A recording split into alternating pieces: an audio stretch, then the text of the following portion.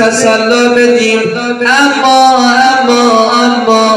عاشقان ابی عبدالله امام زمان، لا یوم که یومک یا ابا عبدالله، لا یوم که یومک یا ابا عبدالله. همه دنیای طرف، حسین زهرای طرف. رو روان ایوب حسن‌زاده فیض ببره.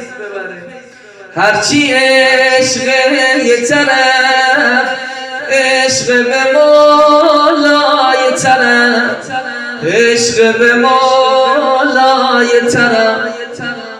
دل هر کی یه یاری داره، دل امام حسینه، دل امام حسینه. این دلا بسوزد بر ارباب من و شما حسین.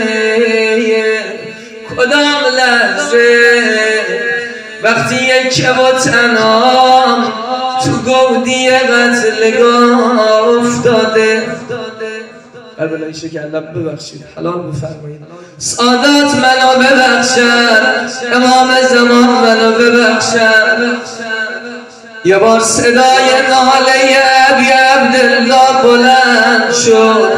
الا یا قوم، اگر دین ندارید لااقل آزاده باشید. به زن و بچه من چی کار دارید؟ گفتن اگر میخواید علاقه امام حسین رو به زن و بچهش بفهمید چقدره، گفتن به سمت خیمه‌اش هجوم ببرید. یا صاحب زمان بگم یا نه. یه بار دیدن در منتهی علیه گودی قتلگاه تکیه به نیزه بی کسی داده. ای صدا میزنه الفضلم، او جعفر، حبیب، مسلم، یاران با وفایم کجایی؟ من حسین رو یاری کنی. یه بار دیدن این بدنهای بی سر شاداب برکت در اومد.